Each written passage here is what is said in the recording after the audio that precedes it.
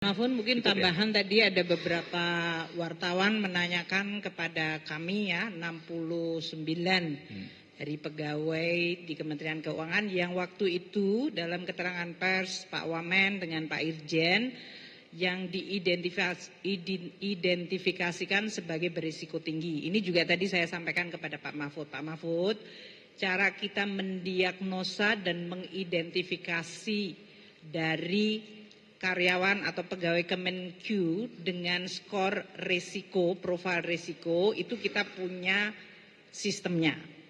Entah dari sisi kecocokan LHKPN atau LHA-nya, kita melihat dari sisi tingkah laku mereka, dari media sosial dan yang lain-lain.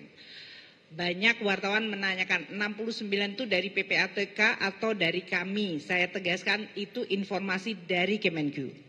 Irjen mengidentifikasikan sebetulnya 27 plus 2 untuk yang risiko tinggi, jadi 29 orang, plus 60 plus 8, 68 eselon pegawai yang risikonya menengah. Jadi jumlahnya lebih banyak sebetulnya.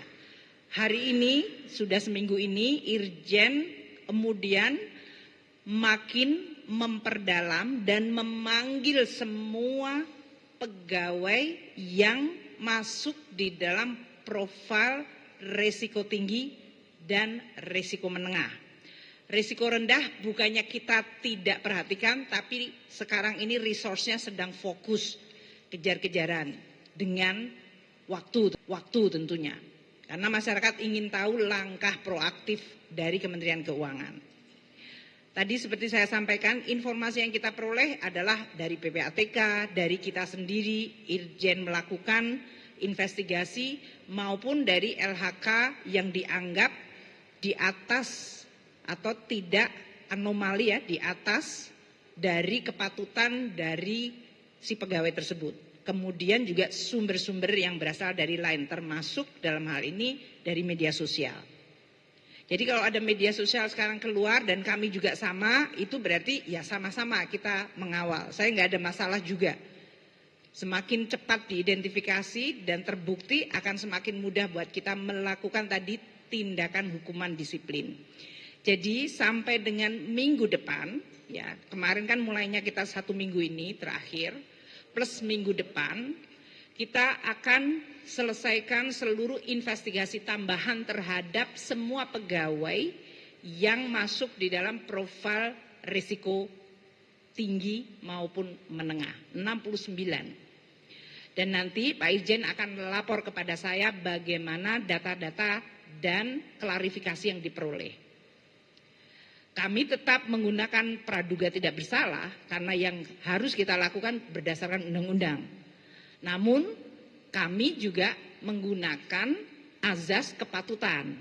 Makanya di dalam berbagai komunikasi saya sampaikan, walaupun uang itu halal, kalau dianggap tidak patut oleh masyarakat bertindak seperti itu, kami dari Kementerian Keuangan juga minta seluruh jajaran Kementerian Keuangan untuk memperhatikan azas kepatutan dan kepantasan.